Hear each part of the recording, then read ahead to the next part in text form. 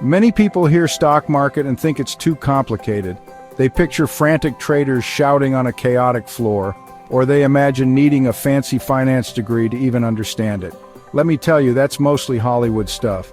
The truth is, investing in stocks can be a powerful way for everyday folks to grow their money.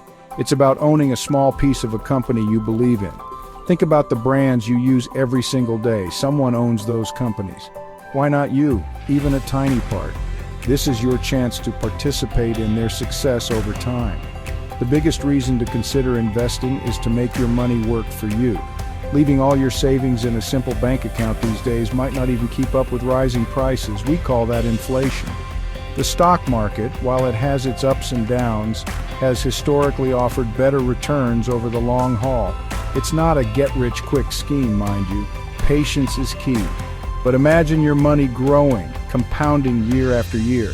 That growth can help you reach big financial goals. So don't be intimidated. The stock market is more accessible and understandable than you might think. So you're interested, that's great. Welcome to the exciting world of stock trading. The first practical step is opening a brokerage account, which is essential. Think of a broker as a company that acts as a middleman in your transactions. They help you buy and sell stocks efficiently. Years ago, this meant calling a person on the phone to place orders. Now it's mostly done online, making it more convenient. There are many reputable online brokers to choose from today. Look for one with low fees, good customer service, and educational resources. Do a little research. Compare a few options. It's like picking a bank. You want one that suits your needs and makes you feel comfortable and secure. Once you've chosen a broker, opening an account is usually straightforward and simple. You'll need to provide some personal information like your social security number and bank account details. This is standard procedure for financial accounts and nothing to worry about. After your account is approved and funded, you're technically ready to buy your first stock and start your investment journey. The stock market has its own language, filled with terms and jargon that can be quite perplexing for beginners. It can sound intimidating at first, almost like learning a new language. But once you learn a few key terms, it all starts to make sense, and you can navigate the market with more confidence. Let's start with the absolute basics, the foundational concepts that will help you understand the rest. What is a stock? Simply put, a stock represents ownership in a company. It's a way for companies to raise money by selling ownership stakes. When you buy a company's stock, you become a part owner or a shareholder, which means you have a claim on part of the company's assets and earnings. If the company does well and its value increases, the value of your stock may also increase, potentially leading to financial gains for you. You might hear stocks referred to as equities or shares. These terms are often used interchangeably. They all mean pretty much the same thing in this context, representing ownership in a company. So, what are shares? Shares are the individual units of stock, each representing a fraction of the company's ownership. If a company decides to offer its ownership to the public, it divides that ownership into millions or even billions of these units called shares. This process is known as going public.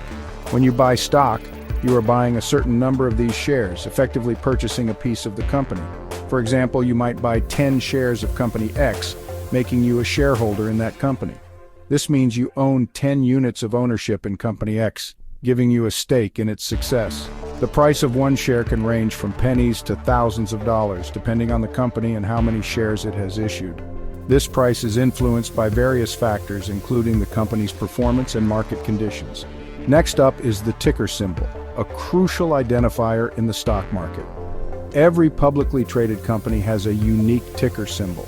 This is a short code, usually 1 to 5 letters, used to identify the company's stock on the stock exchanges. This is a short code, usually 1 to 5 letters, used to identify the company's stock on the stock exchanges. It's essential for tracking and trading stocks. For example, Apple Inc. S ticker symbol is AAPL. Microsoft Corporation's is MSFT. These symbols are widely recognized in the market. The Coca-Cola Company's is KO. Understanding these symbols is key to navigating the stock market efficiently. Now that you know some basic terms, let's explore a few more that describe market behavior and potential rewards. Understanding these concepts can help you navigate the financial landscape more effectively. You'll often hear about bull markets and bear markets. These terms are essential for grasping the overall sentiment of the market. A bull market is when stock prices are generally rising and investor confidence is high. This period is often marked by optimism and strong economic indicators. Think of a bull thrusting its horns upwards. This imagery helps to remember that a bull market is characterized by upward movement. People are optimistic about the economy and company profits. This optimism can drive further investment and growth. Conversely, a bear market is when stock prices are generally falling and pessimism is widespread. This can lead to reduced spending and investment. Imagine a bear swiping its paw downwards. This visual helps to remember that a bear market is associated with downward trends. These cycles are a natural part of the market. Understanding them can help you make more informed investment decisions. Another important concept is volatility. This measures how much a stock's price can fluctuate over a given period. This refers to how much a stock's price swings up and down. High volatility means larger price swings, while low volatility indicates smaller movements. Some stocks are very stable, their price is moving only a little each day. These are often seen as safer investments. Others can be highly volatile, with big price jumps or drops in a short period. This can offer higher rewards but also comes with greater risk. Generally, newer, smaller companies or those in rapidly changing industries tend to be more volatile. This is due to their potential for rapid growth or sudden setbacks. Understanding a stock's potential volatility is important for managing your risk. It helps you decide how much of your portfolio to allocate to different types of investments. If wild price swings make you nervous, you might prefer less volatile investments. These can provide more predictable returns. It's about finding what you're comfortable with.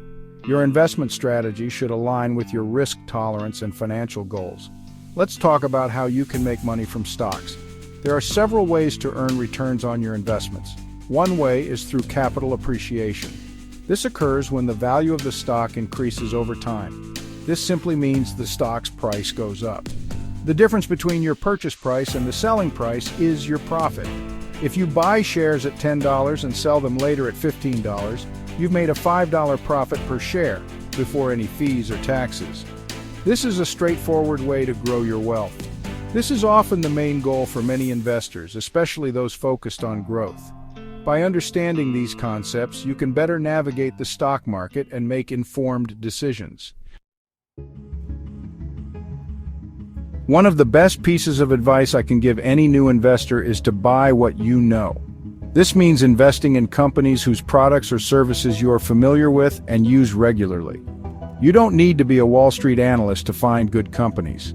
Look around you in your daily life and observe. What products do you love?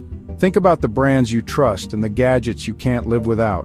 What stores do you shop at frequently? Consider the places where you spend your money most often. What services can't you live without? These are the companies that have become integral to your daily routine. If you and many people you know are loyal customers of a particular company, that company might be doing something right. This loyalty can be a strong indicator of a company's potential. This personal experience can give you insights that professional analysts buried in spreadsheets might miss. Your first-hand knowledge is invaluable. It's a great starting point for your research. Use your observations as a foundation to dig deeper into the company's financials and market position. For example, maybe you notice that a particular coffee shop always has long lines. This could indicate strong customer demand and brand loyalty. Or perhaps a new software your company uses is making everyone much more productive. This could be a sign of a valuable product. These are potential investment ideas. Your everyday experiences can lead you to discover promising companies. Of course, you still need to do your homework. Research the company's financial health, competitive position, and growth prospects. Don't just buy a stock because you like their coffee. Make sure the company has solid fundamentals and a good business model. But your everyday observations can help you identify promising companies to investigate further. This approach can make investing more intuitive. This approach makes investing more relatable and, frankly, more fun. You're not just looking at numbers, you're investing in businesses you understand and interact with. You're investing in businesses you understand and interact with. This familiarity can give you confidence in your investment choices. Another crucial strategy, especially for beginners, is long-term investing. This means having the patience to hold on to your investments for several years. This means buying stocks with the intention of holding them for several years, or even decades. Long-term investing allows you to ride out market volatility. Don't try to time the market by jumping in and out frequently. Market timing is a risky strategy that can lead to significant losses. That's a game even professionals find hard to win. Instead, focus on the long-term potential of your investments. The stock market has historically trended upwards over long periods despite short-term fluctuations. By staying invested, you can benefit from this long-term growth. There's an old saying, don't put all your eggs in one basket. This is incredibly important in investing. We call this principle diversification. It means spreading your investment money across different types of assets or different companies. Why is this so crucial? Because if one of your investments performs poorly or even fails, it won't wipe out your entire portfolio. By diversifying, you reduce your overall risk. It's a fundamental concept for protecting your hard-earned money while still aiming for growth. Imagine you invested all your money in just one company. If that company runs into serious trouble, your investment could suffer a big loss. But if you had invested in, say, 10 different companies across various industries, the poor performance of one might be offset by the good performance of others.